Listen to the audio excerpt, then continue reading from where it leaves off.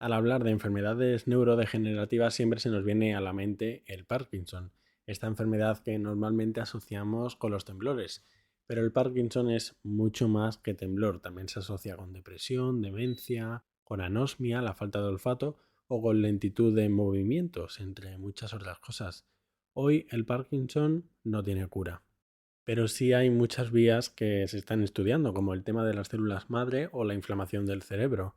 Y de estos tratamientos más innovadores y de aspectos generales del Parkinson será de lo que hablaremos hoy con nuestro invitado, José Ángel Morales García. José Ángel es doctor en neurociencias y siempre se ha centrado en el análisis e investigación de nuevas dianas celulares para desarrollar terapias para enfermedades neurodegenerativas como el Parkinson. José Ángel ha investigado en diversas universidades alemanas con el programa europeo Cost Action o con el contrato Marie Curie de investigación y también ha trabajado en el CSIC de España y en el Instituto de Salud Carlos III. Además de su labor investigadora, José Ángel es profesor en la Facultad de Medicina de la Universidad Complutense de Madrid, es profesor también del Máster de Investigación Farmacológica de la Facultad Autónoma de Madrid y participa muy activamente en tareas de divulgación científica, colaborando con muy diversos medios de comunicación y organizando eventos de esta índole. Os dejo con la entrevista con José Ángel Morales García.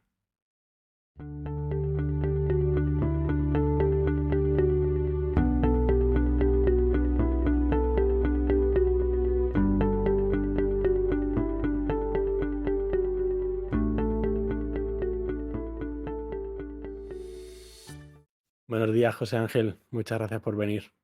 ¿Qué tal? Buenos días, gracias por la invitación. ¿Qué es el Parkinson? ¿El Parkinson es más que temblor? Sí, bueno, el Parkinson es una de las principales enfermedades neurodegenerativas después del Alzheimer, y es cierto que todos relacionamos el Parkinson con los síntomas principales de la enfermedad, que son los síntomas motores, ¿no? que tienen estos pacientes, pero es verdad que también hay un conjunto de síntomas no motores que también son característicos de la enfermedad y que se pueden desarrollar o no, al igual que los síntomas motores, ¿no? Entonces, bueno, los síntomas motores creo que los conocemos todos. Los no motores, pues ya sabes, de problemas cognitivos, es decir, problemas de memoria, de concentración, de atención, problemas para tomar decisiones o para planificar cosas, como trastornos del sueño, problemas emocionales, ansiedad, depresión, también problemas del sistema nervioso autónomo, problemas digestivos. Hay pacientes que tienen estreñimiento, problemas de deglución, problemas urinarios, desde incontinencia urinaria hasta dificultades para controlar la vejiga, problemas de presión arterial, luego también problemas sensoriales, es decir, falta de pérdida de olfato, perdón, lo que se conoce como anosmia, visión borrosa, problemas de comunicación, es decir, hay muchos síntomas no motores que también son característicos de la enfermedad. Hay que decir, para la gente que nos oiga, que no todos estos síntomas son característicos de la enfermedad. Por ejemplo, la anosmia, la pérdida de olfato, todos hemos oído hablar de la anosmia, hemos oído esta palabreja cuando vino El COVID. el COVID, la pandemia por COVID, claro, porque uno de los síntomas era la pérdida del olfato, ¿no? Entonces, bueno, esto es uno de los síntomas que también forma parte de esas conjuntos de alteraciones no motoras del Parkinson, pero no por tenerlo significa que vas a desarrollar Parkinson. Son una serie de síntomas no motores que aparecen durante la enfermedad, pero que, bueno, que no son significativas. Que nadie se asuste que porque tenga alguno de estos síntomas vaya a desarrollar la enfermedad. Aparte de que cada paciente, cada enfermo de Parkinson es un mundo y estos síntomas se pueden desarrollar o no. O puedes tener algunos, o los puedes tener todos, o puedes tener uno. Es decir, hay mucha variabilidad. Bueno, la palabra motores, por si alguien no lo conoce, tema del movimiento, pero sí que nos podrías explicar un poco más cómo es este temblor. Sí, bueno, en el caso de los enfermos de Parkinson, lo que ocurre es que al morir las neuronas, que son las responsables de controlar el movimiento, estas neuronas para controlar ese movimiento producen un neurotransmisor, una proteína, es como el idioma que hablan las neuronas, ¿no? Entonces, ese idioma, ese neurotransmisor es la dopamina. Al morirse este tipo concreto de neuronas, disminuyen los niveles de dopamina y por lo tanto el control de los movimientos pues no es tan fino como el que tenemos en una persona sana. Eso al final pues, se traduce en una serie de síntomas de movimientos, de motores, síntomas motores, como decías antes, de movimiento, que cursan, pues bueno, desde estar en reposo, te empiezan a temblar las manos, tener rigidez postural, tienes problemas de equilibrio. Entonces, bueno, todas esas alteraciones que afectan al movimiento, sobre todo de las extremidades, los brazos, las piernas. Ujú. Bueno, has dicho la dopamina, pero la dopamina no era para la felicidad. Sí, claro, bueno, ese es uno de los problemas también y que también está asociado, por ejemplo, con los casos de... Es broma, ¿eh? Es broma, lo digo porque como se No, no, asocia. pero muy bien dicho porque, claro, la dopamina es un neurotransmisor que interviene en muchas vías del sistema nervioso, participa en muchas funciones. La dopamina es efectivamente uno de los neurotransmisores de la felicidad, porque según dónde se sintetice, en qué momento se sintetice, está muy relacionado con esos estados de felicidad. Está muy relacionada, por ejemplo, con el enamoramiento, ¿no? Cuando la dopamina que se secreta en una región en el área tegmental ventral, que es una región del cerebro, y esa dopamina llega a otros sitios, pues fomenta, ¿no?, el proceso de enamoramiento. ¿Qué ocurre? Que esta dopamina también está implicada en el control de los movimientos. Es cierto que en los enfermos de Parkinson esa dopamina disminuye y altera a esta movilidad, ¿no?, a estos movimientos, pero también se puede ver alterado a la dopamina que interviene en otras rutas y por lo tanto afecta a otras cosas, como los estados de ánimo. Sí, bueno, esto te lo pregunto para hacer ver que en realidad no es tan sencillo causa-efecto de neurotransmisor-efecto, como yo que sé, serotonina, felicidad, oxitocina, abrazos y dopamina, adicción. Eso es. La dopamina, como interviene en muchos procesos, pues al final muchos de ellos se ven afectados. No solo eso, sino que es cierto que el principal neurotransmisor afectado en el Parkinson es la dopamina porque se mueren las neuronas que lo generan, que están en una región concreta del cerebro que se llama sustancia negra. Pero es verdad que al final ese daño se va transmitiendo, ¿no? Entonces también afecta a otro tipo de neuronas. Has hablado de la serotonina, pues también afecta a las neuronas serotoninérgicas, es decir, neuronas que producen serotonina, a las colinérgicas, neuronas que producen acetilcolina. Todos estos neurotransmisores que estoy diciendo están implicados en distintas funciones, con lo cual al final el desarrollo de la enfermedad también afecta a otras regiones del cerebro, afecta a otros neurotransmisores y produce otra serie de síntomas. Pero aparte de todos estos síntomas, yo creo que el que más me sorprendió de verlo en clases de medicina y después ya en consultas de neurología y tal, fue el tema de la bradicinesia, de la lentitud, porque era algo evidente físicamente en la marcha, en los movimientos, pero también cognitivamente. Yo creo que el tema de la bradicinesia era el que más me impactó. Sí, sí, claro, bueno, es uno de los síntomas motores estrella, ¿no? Esa lentitud de movimientos, claro. Ujú. José Ángel, ¿cómo has terminado trabajando en Parkinson y a qué te dedicas o a qué os dedicáis en vuestro grupo? Bueno, pues yo empecé cuando terminé la carrera, yo estudié neurobiología y cuando terminé la carrera empecé a hacer la tesis doctoral. En el laboratorio en el que yo entré a hacer la tesis doctoral, trabajaban en modelos de daño neurológico. Yo empecé haciendo cosas con ictus, con epilepsia y bueno, surgió la posibilidad de hacer un estudio de una serie de fármacos que podrían ser beneficiosos para el desarrollo o sea, para el tratamiento del Parkinson, ¿no? Y a raíz de ahí ya empecé con esto, ese fue el tema principal de mi tesis doctoral y es el principal objetivo de las investigaciones que hago, ¿no? Lo que hacemos es intentar buscar dianas celulares y moleculares para el tratamiento del Parkinson. ¿Esto qué quiere decir? Pues intentar buscar lo que sea dentro de nuestro organismo que Ujú. al final suponga un beneficio para el tratamiento del Parkinson. Todo esto enfocado a tres cosas principales. Uno, hemos hablado de que morían las neuronas dopaminérgicas. Eh, Mueren las neuronas dopaminérgicas también porque el sistema nervioso del cerebro está permanentemente inflamado, ¿no? Las células gliales, que son las encargadas de producir inflamación, que es beneficiosa para el cerebro, es decir, son los que van a activar el sistema inmune en el caso de una infección, por ejemplo. ¿Cuál es el problema? Que cuando esa inflamación no cesa, cuando hay una infección, por ejemplo, el sistema inmune actúa, hay inflamación, el sistema inmune actúa, acaba con ese patógeno y la inflamación desaparece, ¿no? En los Ujú. enfermos de Parkinson también ocurre en Alzheimer, lo que ocurre es que la inflamación es continua, continua, continua, continua, nunca decae. Es una inflamación continua y prolongada a lo largo del tiempo que al final, a la larga, en vez de proteger al cerebro, en vez de proteger a las neuronas, termina haciendo lo contrario, que es matándolas, ¿no? Entonces, bueno, lo que nosotros hacemos es buscar bueno, pues esas dianas, ese algo, como digo yo, dentro del organismo sobre el que podamos actuar. ¿Para qué? Por un lado, para proteger a las neuronas, en este caso a las neuronas dopaminérgicas, que no se mueran y que por lo tanto sigan produciendo dopamina y sigan regulando bien la actividad motora, los movimientos. Y por otro lado, intentar buscar dianas celulares que reduzcan la inflamación, que al fin y al cabo es la que en última instancia está provocando ese daño en las neuronas. Y luego otra línea adicional que tenemos que es intentar, mediante neurogénesis endógena, intentar reponer las neuronas que se están muriendo. Ujú. Bueno, esta palabreja de neurogénesis endógena, células madres de nuestro propio cerebro, ¿no? Explícanos un poco esto, ¿no? Porque cada vez que suena el tema de células madre.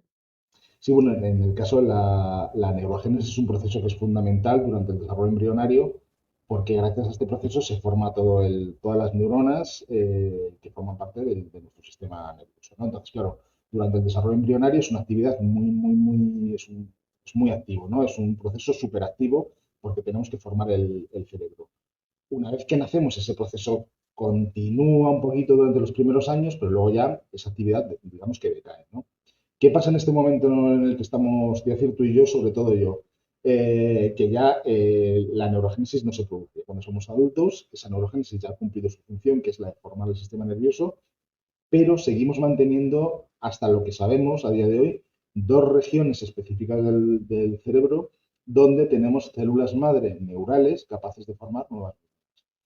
Dos regiones. Una está en los ventrículos laterales, en la pared lateral, y otra está en el giro dentado del hipocampo, ¿no? Dos regiones del cerebro donde tenemos toda la maquinaria para formar nuevas neuronas. ¿Cuál es esa maquinaria?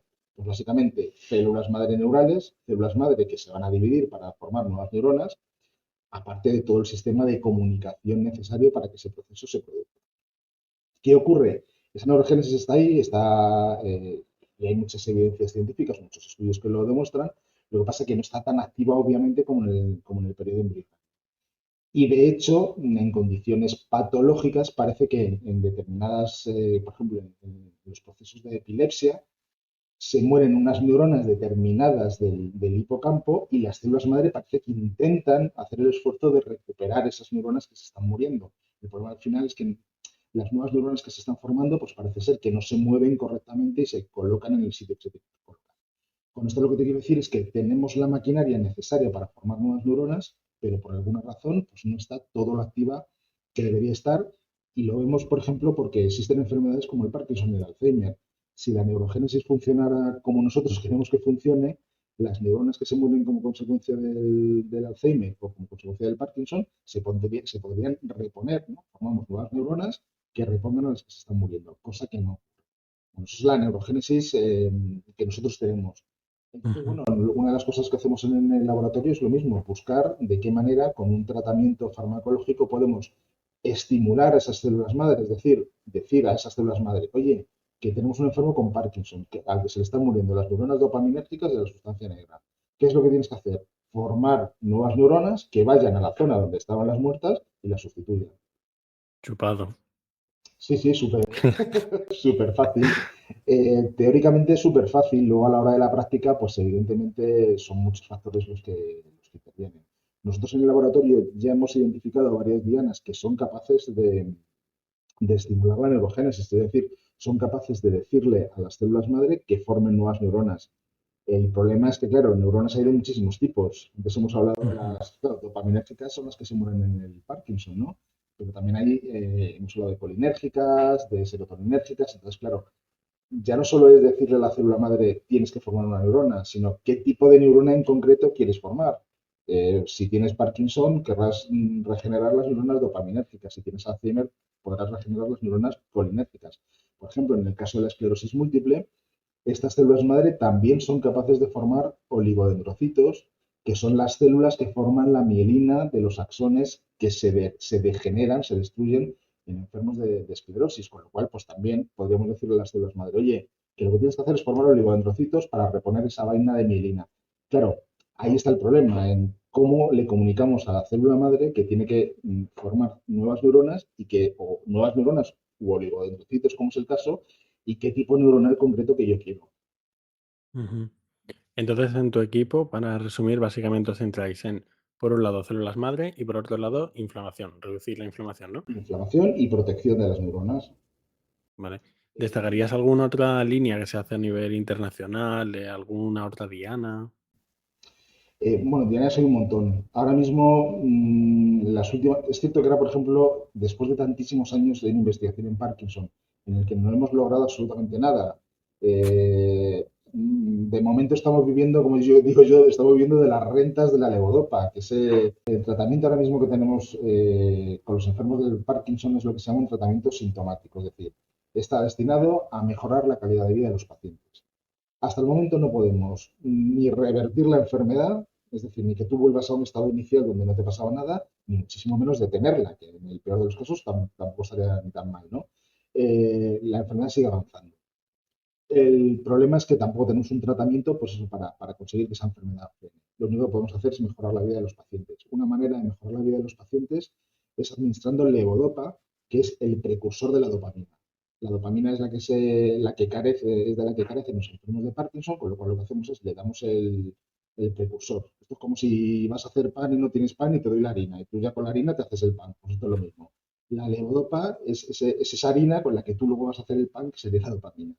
Entonces, bueno, ¿cuál es el problema? Que este tratamiento con levodopa es efectivo porque al fin y al cabo lo consumes, pasa la barrera hematoencefálica, que es esa barrera que tenemos entre la sangre y el sistema nervioso. Esto es súper importante en el diseño de fármacos, porque los fármacos que administren tienen que pasar esa barrera. Si no pasan la barrera, no llegan al sistema nervioso central y no podemos hacer nada, ¿no? Entonces, la levodopa pasa la barrera hematoencefálica y ya en el cerebro las células son capaces de sintetizar dopamina que sustituya pues esa dopamina que se está perdiendo como consecuencia de la enfermedad. Esto es beneficioso durante los primeros años o es útil durante los primeros años de tratamiento de la enfermedad, pero a la larga, a lo largo de, pues a partir de los 5 6 7 años, bueno, no deja, o sea, deja de ser efectivo o es mucho menos efectivo y además provoca una serie de síntomas secundarios, ¿no? Ujú. De alteraciones secundarias. Aparte de que normalmente cuando diagnosticar la enfermedad de Parkinson es muy complicado, es muy complicado. Entonces, una vez que se diagnostica la enfermedad, se estima que aproximadamente el 60% de las neuronas dopaminérgicas de los pacientes han, muerto, han degenerado ya, con lo cual, claro, también por mucha levodopa que administremos, mejoramos la vida del paciente, pero llega un momento en el que eso no se efectivo.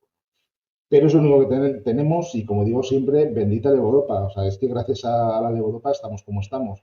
Pero al fin y al cabo esta levodopa se descubrió hace muchísimos años y de eso estamos viviendo actualmente a la hora de tratar a los pacientes. No ha habido grandes descubrimientos que hayan permitido bueno, pues, desarrollar nuevos fármacos. Es cierto que ahora está todo muy encaminado también a la identificación de biomarcadores, sobre todo en líquidos, biomarcadores en sangre, por ejemplo, o en líquido cefalorraquídeo. ¿Esto qué es? Lo que sea, proteínas o lo que se te ocurra, que nos indiquen que esa persona, y además con la mayor anterioridad, con la mayor antelación posible, que nos indique que esa persona puede desarrollar Parkinson dentro de X años. Si vas a desarrollar o van a empezar los síntomas más graves cuando tengas, normalmente suele ser a partir de los 60 años, porque es una patología muy relacionada con la edad. Entonces, si vas a desarrollar esta patología con 60 años, pero con 40 que ya se podría saber, hay determinados biomarcadores que nos indican que tú la vas a tener. Es cierto que no tenemos un tratamiento, pero igual pues, bueno, puedes modificar o te puedes concienciar en tomar determinados hábitos que hagan que la enfermedad aparezca mucho más tarde o que luego cuando aparezca vaya mucho más lento. Ujú. Bueno, al final eso es un dilema ético y además aparecen muchas patologías neurológicas de Parkinson hasta Huntington. Eso es. Que iba a preguntarte sobre este tema del diagnóstico precoz. Muchas veces hablo del tema de la anosmia, de la pérdida de olfato que hablaste antes. Esto en la práctica no se usa, ¿no? Y bueno, por un lado sí se usa o no, que no. No. Y por otro lado, que ¿por qué? ¿Por qué se pierde el olfato? Pues tampoco está muy claro. Es verdad que es cierto que se mueren las neuronas dopaminérgicas. Al final el daño se extiende a otras regiones del Ujú. cerebro, pero no está muy claro por qué se produce esta anosmia. Aparte de que la anosmia es un síntoma muy general, muy común de muchas patologías, de muchas alteraciones. Entonces, bueno, siempre se comenta, ¿no?, que una de las cosas que tienen los pacientes de Parkinson es anosmia, pero no es característico de la enfermedad. De hecho, no tiene valor diagnóstico para la enfermedad de Parkinson. Si tienes Ujú. anorexia, nadie te va a diagnosticar Parkinson. Vale. Y la causa se desconocerá, pero ¿sabemos si hay factores de riesgo, alguna cantidad de factor de riesgo genético? Bueno, lo que realmente son muchos factores. Esta enfermedad se llama multifactorial porque son muchos factores que intervienen o que interaccionan a la vez. Hay cierto riesgo genético, es decir, hay una predisposición genética a desarrollar Parkinson. Y es cierto que se han identificado varios genes que están asociados con un mayor riesgo de desarrollo de la enfermedad de Parkinson. Sin embargo, la mayoría de los casos de Parkinson ni son hereditarios ni se puede explicar el Parkinson solo por causas genéticas, ¿no? Hay factores ambientales, y esto también está súper estudiado, sobre todo los pesticidas que se usaban en determinado momento de la historia con tratamiento agrícola, ¿no? Entonces es verdad Ujú, que determinadas comunidades agrícolas que utilizaban pues, pesticidas, herbicidas, sobre todo ricos en metales pesados, las personas que utilizaban esos herbicidas, esos pesticidas, desarrollaban o sea, tenían mayor incidencia de Parkinson, ¿no? Con lo cual, estos pesticidas estaban produciendo esa muerte de neuronas dopamina. También estamos relacionados con la inflamación del tejido cerebral, como te decía antes. Si la inflamación no cesa, si la inflamación es continua en el tiempo y también hay mucho estrés oxidativo, es decir, hay muchas moléculas, muchas especies reactivas del oxígeno, etcétera, que lo que hacen es producir daño, producir inflamación. Si esa inflamación es continua, bueno, pues también eso contribuye a que desarrolle Parkinson. Cada uno de estos factores por separado no son indicativos. Igual los ambientales sí, porque los ambientales está súper descrito. El factor, el paraquat, no sé si te suena paraquat, la ujú. rotenona, bueno, pues todos estos pesticidas. Pero claro, al final es una interacción de todos ellos, con lo cual es complicado. A día de hoy no se conoce exactamente cuál es la causa del Parkinson. Mm, entiendo. Bueno, pero antes dijiste que si te lo diagnosticasen a los 40 años se podría hacer X cosas, ¿no? Entiendo como estilo de vida o qué. Al final es estilo de vida. Esto es, cuando hablan, bueno, ya que dices esto, lo comento por si alguien ahora que estamos en la época de los bulos y de que aquí puedes decir la mayor burrada y la gente se la cree, bueno, hay estudios que están ahora mismo investigando si determinados factores pueden proteger frente al Parkinson. Factores como qué? Ujú, Pues como la cafeína, como el tabaco o como el consumo moderado de alcohol. Por eso hablo de los bulbos. Quiere decir que nadie ahora se justifique diciendo, no, es que hay un estudio que dice que el tabaco protege frente al Parkinson, pues venga, voy a empezar a fumar. O es que el alcohol, el consumo moderado de alcohol, protege frente al Parkinson. Esto es un disparate. Hay estudios ahora mismo en marcha que están viendo si esto es cierto o no. Tampoco sé qué valor tiene este tipo de estudios, puesto que yo jamás recomendaría, bueno, fumar por supuesto que no, y ni siquiera un consumo moderado de alcohol. O sea, el alcohol siempre es tóxico, siempre. ujú. Con lo cual, si de alguna manera pudiera proteger las neuronas dopaminérgicas en Parkinson, ya te digo yo que lo que te da por un lado te lo va a quitar por otro. Entonces al final vas a tener una serie de problemas de salud que no sé si merecen mucho la pena, ¿no? Esto lo digo por si alguien ve o oye este tipo de estudios, pues que no me diga, "Ah, vale, bueno, pues venga, ahora con el tabaco y el alcohol se nos soluciona el Parkinson". No, lo mismo con la cafeína. Parece ser que la cafeína tenía un efecto protector los consumidores de cafeína, perdón, para desarrollar. Al final lo que nos vale es realmente lo de siempre. O sea, es que esto es un topicazo, pero es completamente cierto. Todo lo que sea bueno para tu corazón va a ser bueno para tu cerebro. Entonces, al final es un estilo de vida saludable, que es comida rica en antioxidantes, comida saludable. Encima los españoles tenemos la suerte de tener la dieta mediterránea, a la que hacemos bastante poco caso y que es la En mejor teoría, sí. para, sí, por eso que le hacemos bastante poco caso y realmente es la mejor para cuidar nuestro sistema cardiovascular y a la larga, o sea, también nuestro cerebro y sobre todo la actividad física. Si vas a desarrollar Parkinson, lo vas a desarrollar igualmente, pero no es lo mismo que desarrolles la enfermedad o que te la diagnostiquen y que tengas una mala calidad de vida a que tengas una buena calidad de vida porque tienes una alimentación saludable y haces deporte. Eso al final todos son cosas que suman, ¿no? Para luchar contra la enfermedad, aunque la vayas a padecer igual. Hay otro tratamiento, aunque, bueno, sí, otro tratamiento que normalmente la gente desconoce y que a mí me impactó muchísimo cuando lo vi, que es el tema de la electroestimulación, que, bueno, por poner un poco en contexto así, para la audiencia, te meten un pequeñísimo electrodo en una parte muy concreta del cerebro y no es que te cure del Parkinson, pero te alivia los temblores, ¿no? Así resumiéndolo. Y es realmente alucinante, vamos, y aquí en mi hospital, en el Virgen del Rocío de Sevilla, se hacen decenas de cirugías de este tipo y es apagar o encender un botón, diciéndolo mal y pronto, y irse de un modo muy alucinante los temblores.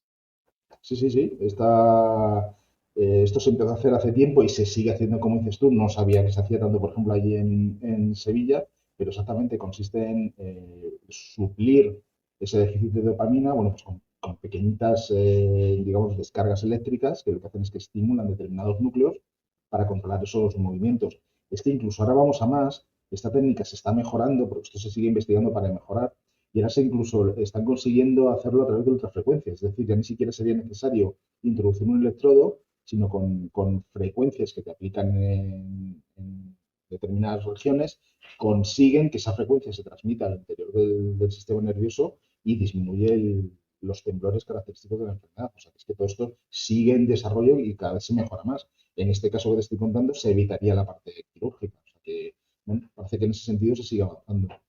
Ujú, qué bueno. Quería preguntarte también sobre el tema de la investigación, ¿por qué está tan parado? ¿Por qué crees tú y que has hablado tú con tus colegas de por qué no se avanza realmente, como dices tú, que casi que se vive de las rentas y pasa un poco similar con el Alzheimer, ¿no? Por decir a lo mejor una patología muy cercana, ¿cuáles son las barreras para que no se avance? Totalmente. Es que todavía en el Parkinson vamos adelantados gracias a la levodopa. En el Alzheimer ya sí que estamos, bueno, últimamente parece ser que ha habido algún fármaco que parece que es efectivo en el sentido que en el caso del Alzheimer diluye las placas de proteínas que contribuyen al desarrollo de la enfermedad. Bueno, en el caso del Parkinson es que son muchísimos factores los que intervienen. Entonces al final es muy complicado controlarlos todos. Yo antes te comentaba de las dianas las dianas celulares que nosotros estamos investigando, muchas de ellas protegen a las neuronas, pero claro, la inflamación sigue ahí, y la inflamación sigue ahí porque tienes también acumulación de placas de proteínas que lo que hacen es que están activando el sistema inmune y provocando esa inflamación. Normalmente nuestro organismo está diseñado para, se producen proteínas anómalas, repararlas, ¿no? O se acumulan proteínas, esas proteínas se diluyen, se deshacen y se puede reparar el daño. ¿Qué es lo que pasa en estas enfermedades? Que esas proteínas se acumulan, se acumulan y se acumulan, y se acumulan y provocan inflamación, y la inflamación provoca la muerte de las neuronas, pero la propia muerte de las neuronas también provoca inflamación, y la inflamación vuelve a matar a las neuronas. Entonces, al final es todo tan complicado que, volviendo al tema, nosotros, por ejemplo, encontramos una diana celular que consigue proteger a las neuronas, pero es que sigue habiendo inflamación. Entonces, por mucho que yo proteja a las neuronas, si el tejido nervioso sigue inflamado, es que al final es complicado, ¿no? Así con todo. En los modelos in vitro e in vivo que nosotros utilizamos, es imposible reproducir todos los aspectos que ocurren en la enfermedad de Parkinson en humanos. Puedes reproducir algunos solo, pero todos a la vez es muy complicado. Entonces, todo esto dificulta mucho el hecho de identificar o de tener nuevos tratamientos Ujú, para mejorar la enfermedad de Parkinson. Volviendo, por ejemplo, haciendo una analogía con el tema del Alzheimer, pasa lo mismo, se acumulan una serie de proteínas que provocan inflamación. Estos nuevos tratamientos que se han oído últimamente en los medios de comunicación, lo que parece que hacen es que con determinados anticuerpos diluyen esa proteína que está provocando inflamación, que está muy bien, pero diluyes esa proteína y todos esos restos, ¿quién los saca de ahí? Que ese es otro de los problemas que hay. Entonces, claro, es que son tantísimas y tantísimas las cosas que intervienen en el desarrollo de estas enfermedades mm, que es imposible atajarlas todas. Volviendo al mismo ejemplo, al de la neurogénesis, pues igual yo puedo estar fomentando la neurogénesis y que las neuronas dopaminérgicas sustituyan a las que se están muriendo, pero si hay algo ahí continuamente que las está matando, es que por mucho que yo intente reponerlas, llega un momento en que eso no va, el nicho neurogénico, o sea, la zona neurogénica donde se producen esas nuevas neuronas se agota. Entonces, probablemente no se pueda seguir indefinidamente produciendo nuevas neuronas. Son muchísimas cosas que al final dificultan el- el desarrollo de un fármaco. Por no decirte que, por ejemplo, en la experimentación básica que se llama con modelos in vitro, es decir, con células o con animales, muchas veces obtenemos unos resultados espectaculares, que luego los trasladamos a ensayos clínicos con humanos y no vemos absolutamente nada, o sea, no tiene nada que ver ni vemos el mismo efecto. Entonces, bueno, todo esto contribuye a que no tengamos todavía ningún tratamiento efectivo. Parece que la causa raíz está un poco en la neuroinflamación, ¿no? Aunque a su vez la causa de eso será pues al final una alteración genética, imagino yo. Sí, bueno, lo que pasa en estas patologías la parte genética realmente es muy poca. Digo genética, no hereditaria, o sea, quiero decir, algún cambio. Es que tampoco se sabe, tampoco se sabe. También hay teorías que apuntan a que hay una relación entre nuestra microbiota y intestinal y, bueno, pues ese daño que se produce o que se transmite ese daño a través de los terminales nerviosos que se puede transmitir al sistema nervioso central. Es que es otra de las muchas teorías que hay, entonces no lo sabemos. Ya. Bueno, José Ángel, antes de irte, recomiéndanos, creo que te lo comenté, me gusta preguntarle algún podcast que te guste, algún libro, un cómic, Pues mira, una peli. yo os recomendaría cualquiera de Oliver Sacks. Yo sé que esto Te lo iba a decir antes, al hablar de la levodopa y tal. es un clasicazo, Oliver Sacks, pero es que de verdad que es un neurólogo al que merece mucho la pena leer porque, bueno, sus libros son muy bonitos. Hay un libro en el que habla precisamente de esto, te cuenta las historias de sus pacientes, los síntomas que tenían, bueno, pues que, no sé, no os destripo más, no os digo más porque merece la pena leer a Oliver Sacks.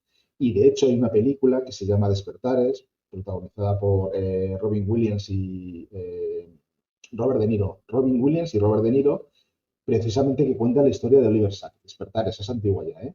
De 1980 y algo, que a mí me gustó, merece mucho la pena. Algo un poco más modernito, pues está Amor y otras drogas, que está protagonizada por Anne Hathaway y Jake Gyllenhaal, que precisamente cuenta la historia de, pues eso, chico conoce a chica y resulta que al final la chica desarrolla Parkinson y ya no os digo más, porque también, y bueno, él trabaja además para una farmacéutica, pues lo podéis ver porque es interesante.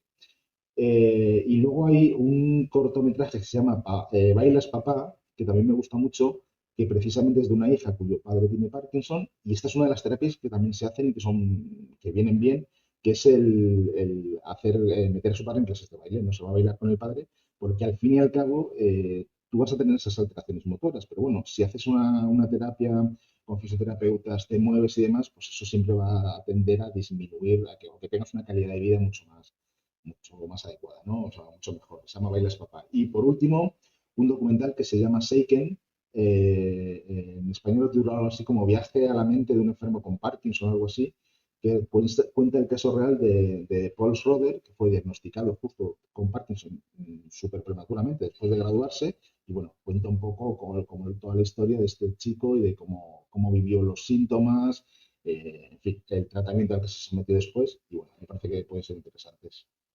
Y bueno, muchas gracias, José Ángel. Un placer tenerte por aquí. Pues nada, un lujo que me hayáis llamado. Muchas gracias por la invitación.